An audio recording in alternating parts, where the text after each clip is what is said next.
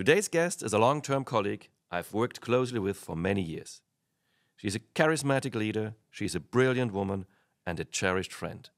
Welcome, Siobhan McKelvey. You are listening to the Roadcast by EAPA, the European Asphalt Pavement Association. I'm Carsten Karcher, Secretary General of EAPA. Hi everyone, welcome to the podcast of the European Asphalt Pavement Association. My name is Carsten Karcher, and today I'm here with my honored colleague Siobhan McKelvey from Eurobitume. Welcome, Siobhan. Thank you for the invitation. You're welcome. So Eurobitume is a long-term partner of EAPA. We have strong relations since more than 10 years, not personally the two of us. Yes, we're working relations. also the associations even longer than these 10 years. Yes, actually I was reflecting on both our relationships with the industry, and I think we both celebrated with our colleagues the 50-year anniversaries for both EAPA and Eurobitume. Were both fairly recent, and I think we both also passed the 50 of our own personal celebrations. So it's been it's been quite a long time. Yes, but a lot has happened and a lot to celebrate. Yes, we will come to that later throughout the podcast. So maybe you. I still think I look younger than Carsten. Definitely, definitely, no doubt about that. And could you say a little bit about Eurobitume? So we need to know what Eurobitume is. Absolutely. I mean, I'm sure hopefully a lot of people have heard of the name Eurobitume, but it really is what it is. It's a Eurobitume Association for Bitumen in Europe. So we're the kind of the voice of the members to represent them in a lot of areas related to bitumen, from technical to HSE to promotion to events. The voice of the European bitumen producers in Europe, if I can simplify it, although it's a lot more complex. But definitely. And we have about just over 30 members now, which is a big change from when we first met maybe 10 years ago or a little longer. We had about 8 or 9 members, so it's been a significant change in the time that we've known each other as well. And I still haven't got any grey hair, so I still survive. You developed this association further, definitely, and brought new members to the membership, and also opened it in a certain way. And it's a totally different association than it's been 5 and 10 years ago. That was a really key change. Looking at the way the organisation was structured, the board at the time, and very driven by the members. Although the team obviously is very involved in implementing changes, it was driven by the members wanting to extend, the scope of the membership. So the categories changed, we opened the doors, and I say we grew from there. So it was a really good decision. Sometimes I panic because I'm already struggling with remembering everybody's names, but of course, everybody knows who you are, and I guess the same for you in EAPA. Everybody knows your name, and you're kind of trying to remember what company they work for, but at least you recognise the face. So I never forget a face, so that's good. That's good. That's good. We did a lot of activities in the last 10 years since we've been working together, and I remember especially the E&E Congresses, also E&E Events, but so especially we did that first. Together, that was the first inaugural event in your home country, Berlin. Yes, that was the E&E event in 2018, and that was really exciting. Yes, and I think the first time we worked together for a congress was in Prague, 2016. 2016. At that time, you've been the president of Eurobitume. I just started as director of EAPA after having participated as a normal participant in the previous versions of the Congress. So it's a long time since we. Right. So I was president for 2 or 3 years, I think, because we were going through some change, and they asked me to stay on. But I went straight from president into director general. I think it was almost like an evolution of, of the work I was doing already. So I've now been the director general for, I've completed 5 years. This is my 6th year. So yeah, I think, and I was thinking when did I actually start in this industry, bitumen and asphalt? Well, I think it's well over 30 years now, because my first job out of university was actually with a company that's more related to your sector, a road contractor company, and then I stayed 4 years, and then I went off with my backpack and travelled the world, which was interesting, but made me want to continue to build that exposure to different cultures. So when I joined the company that I went with after that, there was an opportunity to move around Europe, and eventually ended up in Brussels, and then moving on to Eurobitume. So yeah, it's been quite a journey. Mm-hmm. Yeah. When I look at this, you are one of the most seen, most present ladies in this bitumen and asphalt business since decades, as you just mentioned. Mm-hmm. So I would say you are kind of lighthouse in this, and well, I see it like this. It's interesting, because now I don't have so much that reflection, because in Eurobitume we have a lot of females involved in the committees and taking on leadership roles as chairs of the committees, which is great to see. In fact, we have 2 or 3 ladies as well on the board, representing the board now. They've changed. So the whole structure is, you're seeing a lot more norm, having more females there. But you are right. I remember many, many meetings in my early days, and I'll be the only female in the room, and I'm talking a room of 200 people. Yes. And can be quite a bit daunting. Yeah. And if you are the chairman of such a meeting, or the moderator, you say, "Welcome, lady and gentlemen." So that happened also in my career. That only a few or only one lady was in the room. Yeah. But I think the key thing, though, to that development is that once you're there and you're building the relationships, and you get the trust and the acknowledgement, everything just becomes more equal and balanced. And you don't look at how many people in the room, everybody's there. We're all a community, I think. That's what I'm trying to say. And that developed quite quickly. And I think that's why I stayed so long, because yes, you're right. At the beginning, it felt, why am I here? It's a bit strange. I'm in, a square in a round hole or something. But there's a lot of opportunities in our industry, and I know you know that as well. Much more than I ever imagined. And I also got to experience that different cultures, which I'd already nurtured a little bit on my travels. And there's a massive, there's a big community there, and it's global. So, and I think more and more we're working as one industry wherever you're based, because we have so many common challenges.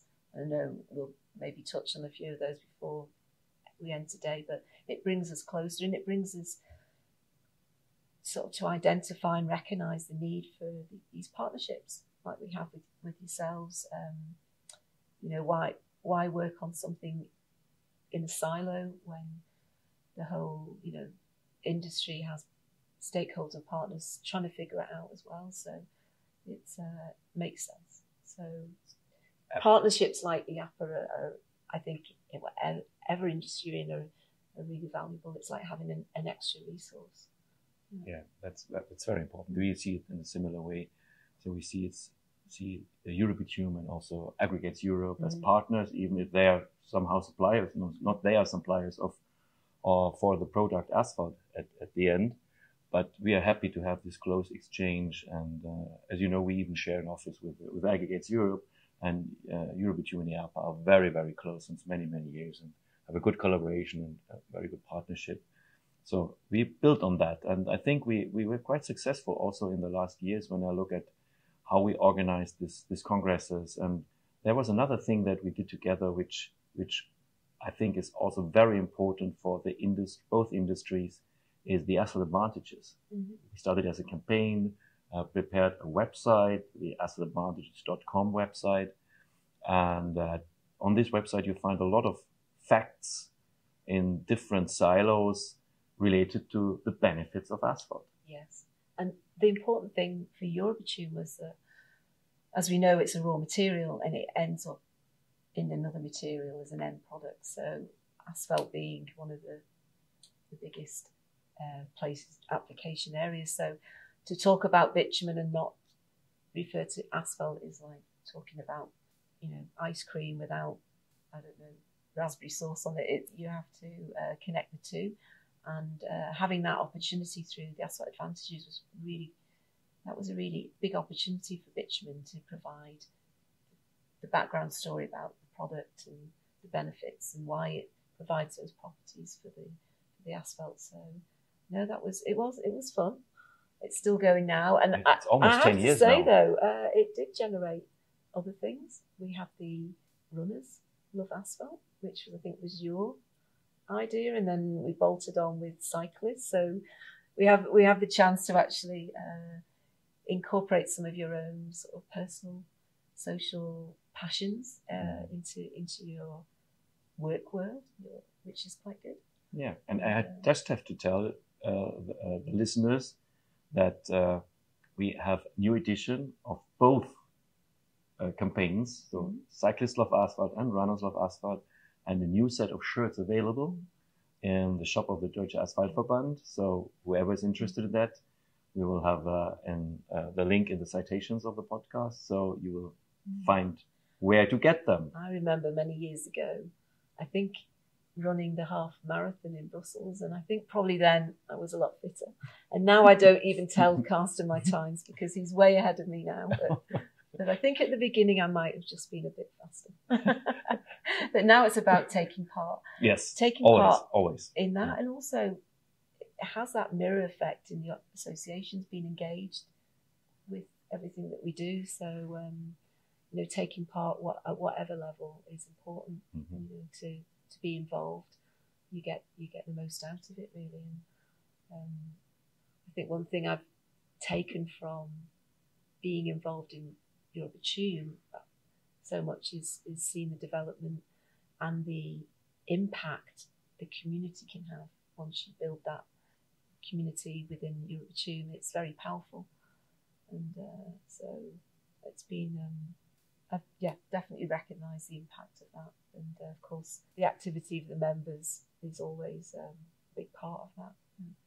Our membership's a little bit different. I have in Eurobitume, it's made up a little bit more of direct companies, and I know in EAPA it's a little bit different. Yeah, we are an association of the national associations. But still, it's important to have everybody engaged and being involved, and we hope they will be in the Congress. So I hope everybody listening's already signed up. We come to the Congress later. A nice story I'd like to share when it comes to the Asphalt Advantages. One of my first months, I started working here in Brussels. I was on the Brussels floor. I was contacted by a journalist, and she asked me about the advantages and the benefits of asphalt. And even at that time, she talked about decarbonization and CO2 emissions and so on. And I checked what we have in the files. Of course, we had files in the EAPA, but nothing was published, nothing was on the website, no document on that. And then I got a little bit nervous. So someone searching for this information is not able to get it on, let's say, on the internet. And that was also a push for the Asphalt Advantages, and it was a push to have what is asphalt, what are the advantages, benefits of bitumen, of course, also, because this is very close and related. So we started to have this information available for everybody, for different target groups. And that also gave, at least from my side and from the EAPA side, a big push to bring Asphalt Advantages forwards.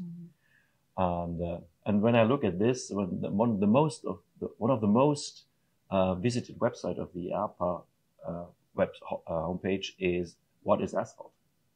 So people want to know more about it, and they find this information now. And the Asphalt Advantages is an important part of this. I think we are both part of this evolving journey in associations where we have to be more communicative. And I think this is an example. Today, sitting here. Great, but it just demonstrates as well, as I said, that the move more that we have to be more vocal, more out there, being representative of the industry. There'll always be the role there for being this foundation on the technical standards, regulations. Health and safety is always important. We're starting to see sustainability coming in every direction. It's taking up a lot of time, but that's a common area as well, I think, for us. But communication and promoting and not having a good story to tell is something that's increasing, and it's good. And I think that will also encourage different types of people to think about joining this sector, because it's it has a lot more different experiences to offer somebody in that kind of job role. So, yeah. I think we are very good when you compare asphalt to other construction materials or to other materials as such. When we talk about decarbonization, when we talk about circular economy, and these things. Mm-hmm. So we have to tell a story, and we should tell the story. Yes. And communication is very, very important in the sense. So if EAPA has a big emphasis on that now, we have more than one full-time person in EAPA, 1.5, or even a little bit more when you count the work that I do also for communication. And this shows the importance, at least on the Brussels level or on the European level, to communicate. And I would love to see that also in the membership, so in individual companies, but also in the national associations, to push this communication, do the good things and talk about it. And we have a reuse rate and a recycling rate of over 80% in our sector, so we can talk about that. That's a success story. Mm-hmm. We should talk about it. And communication is key. And we push this. We, especially in the persons of the two of us, we push that since many years. Sure. I mean, my sort of background from my previous life was more marketing communications, and when I became the Director General of Eurobitume, I was thinking, am I in the right place? It's very technical.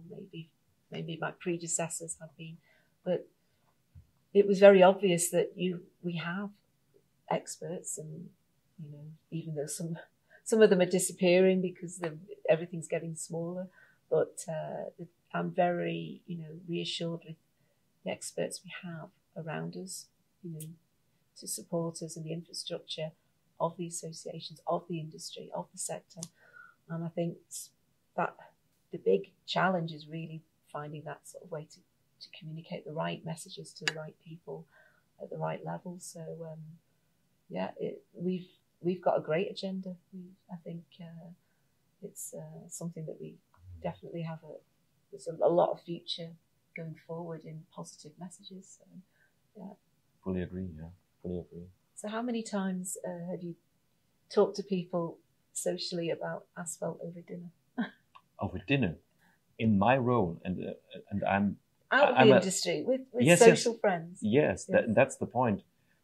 There's always a possibility, and it's always a point to get connected when you talk about roads and asphalt. And a lot of people don't know about asphalt.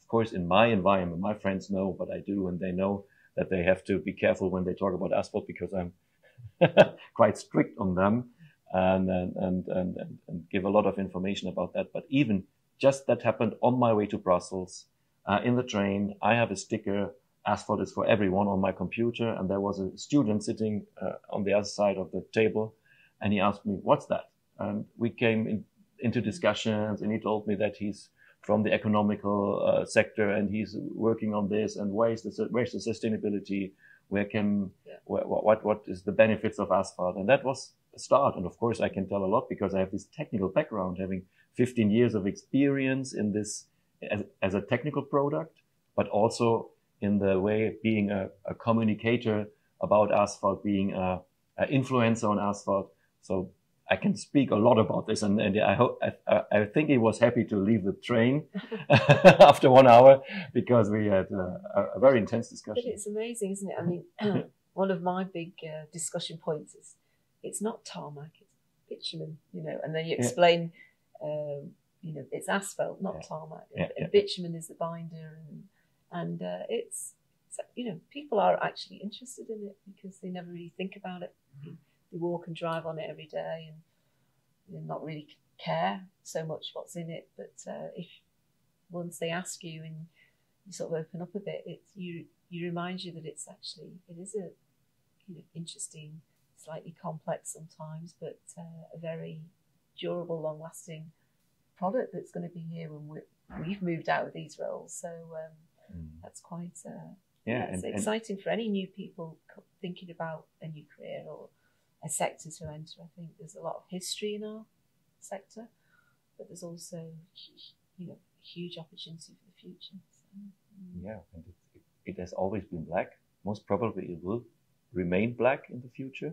It has changed a lot inside. Still, it's black, but it's a highly engineered product, and that's something I explain to people. So the traffic has increased a lot, but it's still a black road, and without engineers, without people behind that, we would not have this very good infrastructure in Europe. Still, it's very good, even if we could do better in certain fields when you talk about maintenance.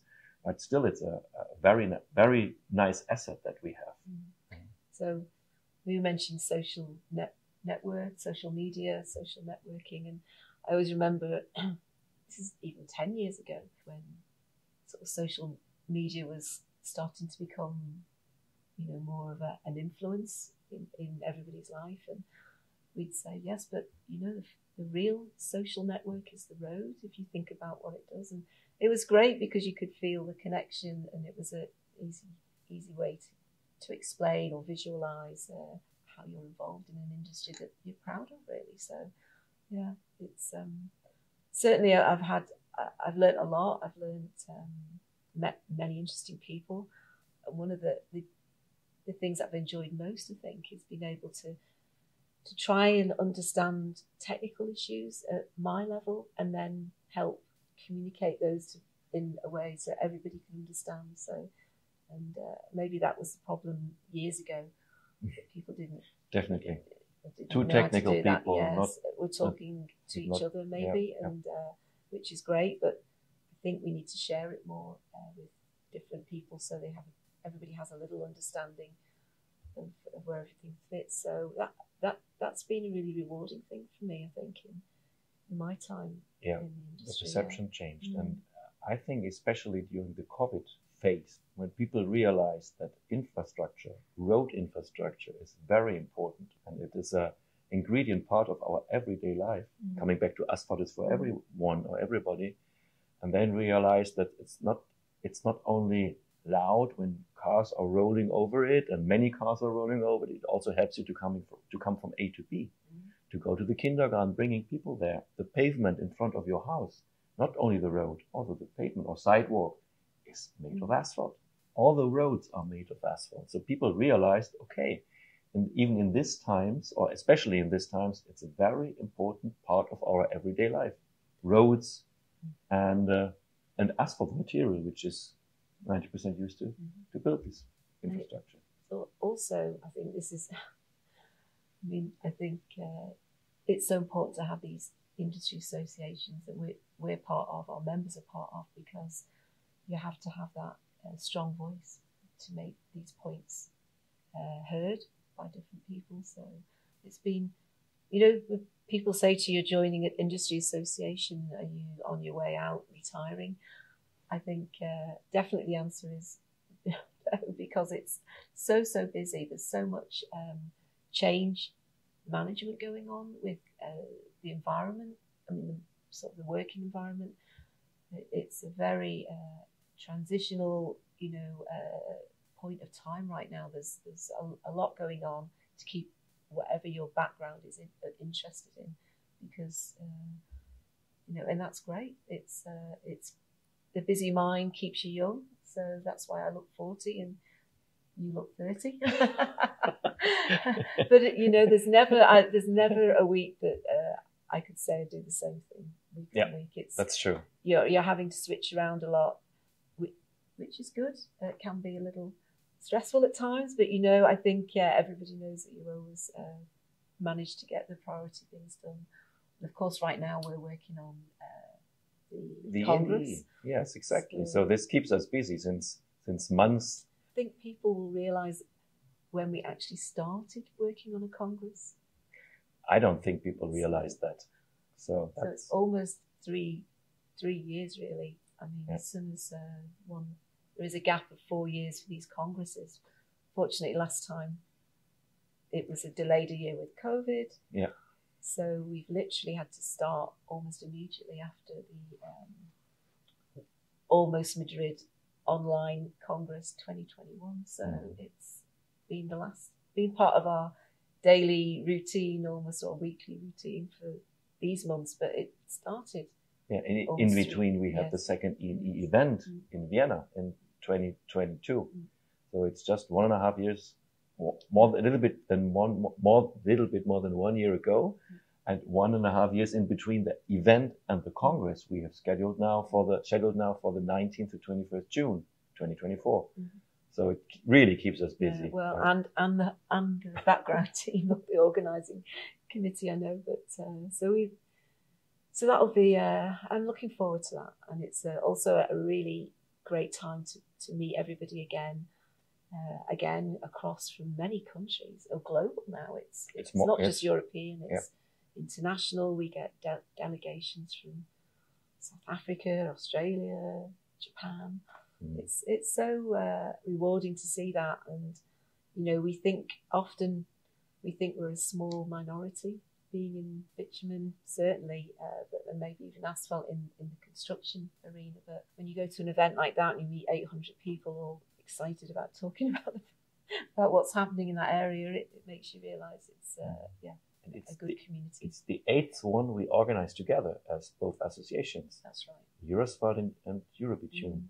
Before that, EAPA was founded 50 years ago, so 1973, and we had the Eurasphalt Congresses, and you, as Eurobitume, having almost the same age, maybe 1 year older, you had the Eurobitume Congresses, and in 1996, both associations decided to join that to the Eurasphalt and Eurobitume Congress. This is the background why it's called E&E Congresses. That's what it stands for. So for all the people that are not aware that we do it so many years together. And I think in our archives we've both got proceedings from every single. I have. You just moved the office, so, so you found that. No, we had a little clear out, so we haven't got quite so many posters and proceedings, but we certainly keep 2 or 3 for historical reasons. Yeah, that's what we did too. But it was amazing to see the change in those, even from the big volumes to now we have everything digital. So, just a stick before CD-ROM. How they have been called in those times. Now we have a stick, and maybe even not a stick anymore, just a password to go to a website. So we're moving. Yes, we're getting more digital. We innovate. Yes. Yeah, true. And it is the first physical edition after the Congress in Prague, which was in 2016. So 8 years without having a physical E&E Congress. So everybody's seeking for it, I hope so. Yes, and Budapest being a very popular location, I think.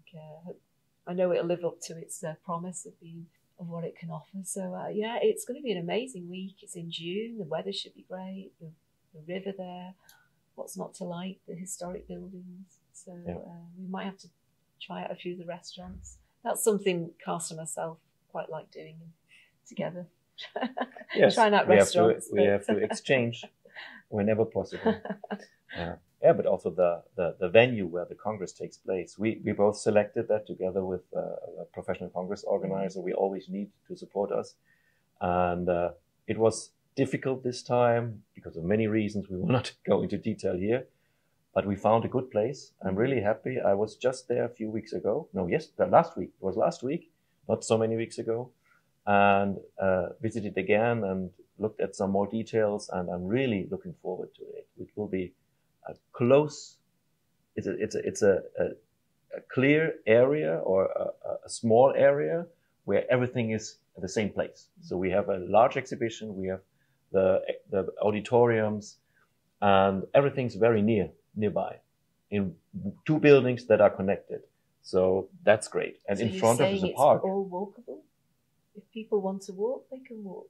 They can, they can walk. Yeah. And within 1 a minute. Sustainable environment. Yes, it's a very sustainable. So within 1 minute, you come from one room to the other. That's clear. And if you want to have some more sustainability, go outside and have a green park in front of you, maybe some relaxation. And, so that's a very nice area of the Buda part of Budapest, close to the castle, not so far away from the castle. So in the city center, I'm really looking forward to having the Congress and with exhibition and auditorium and presentations in this building. Oh, close together. Yeah, it's called Millenarisch. Mm-hmm. And also, we won't give up too many details now. It'll spoil the surprises, but I know that both evenings are going to be really offering some great opportunity for people to get together and mix and network, both the first and the second evening. Normally we maybe focus on one only, but I think actually this time we've got three because we have the pre-Congress night before. We've got offering a boat cruise for those people that are arriving and want to orientate themselves in Budapest. So yeah, I think it's very full program. So something for everyone,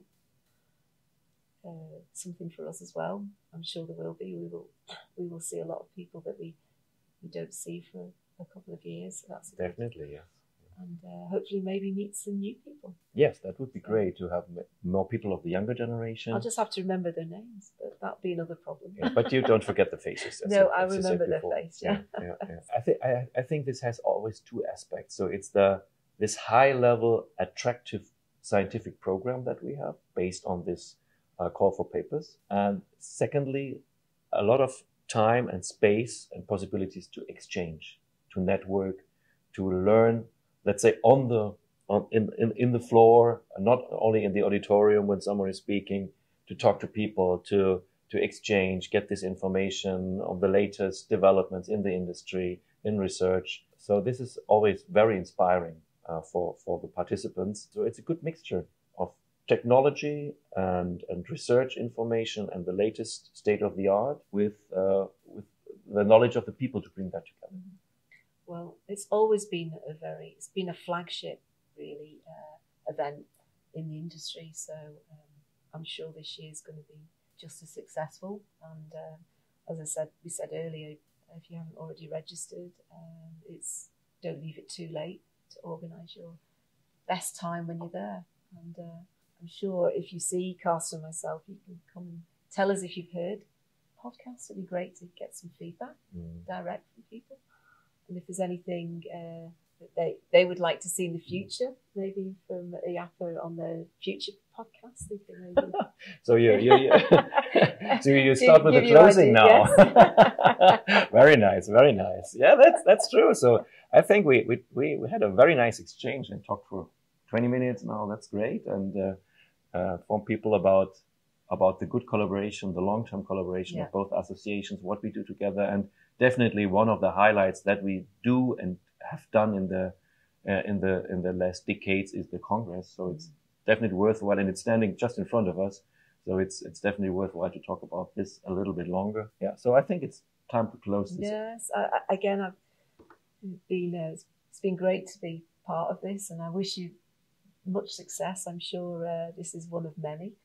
And of course, the focus today a lot was on the Congress being so near. But you made some kind of points at the beginning, Carsten, about the strategic relationship, partnership with Eurobitume, and it is very well recognised.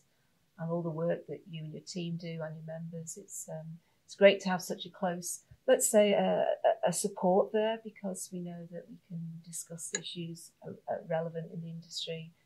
We have very, very effective exchanges. I think we've started doing these once a year at least, on a high level, HSE and technical and sustainability now. So there's, the agenda just keeps growing. So I think let's continue. We look forward to more joint activities and maybe new restaurants. Okay, so and I'm always impressed with the choice of wine that Carsten has. So that's another reason to keep the collaboration. I think we have to cut this out of the podcast, but maybe we will see. So thank you so much, Siobhan. No, it's a pleasure, and it was a big honor to have you as the first guest of this EAPA podcast. So really honored, and I just have to say to the people, stay curious. My name is Carsten Karcher, and I want to say thank you again to my guest, Siobhan McKelvey, and as usual, the guest has the last words of the post. Oh. So I think I've said a lot already, but again, thank you, Carsten. No, it has been much appreciated, and a lot of different messages though. And it's hard to wrap everything up in a short conversation, but I think it's been great. It's the opportunity to just celebrate the industry that we're both involved in, our associations. My career has been, due to the fact that the industry's been so welcoming. And I think if anyone wants to talk to me about it personally, I'm free to do that. You can find me on the Eurobitume website, quite easy to find. And also, obviously, at the events. So I would encourage you, if you're thinking about moving in career or moving around the industry, it's always useful to talk to people maybe that have had a little bit of experience, and we can share with you a lot of the valuable things that can offer you. So, and thank you again. And I do wish you, this is one of many, I know, and you're progressing in the right way. Thank you very much. That was a great chat with Siobhan, as always. Thank you for listening. Do check out the show notes and description. Stay curious. We'll see you in the next episode.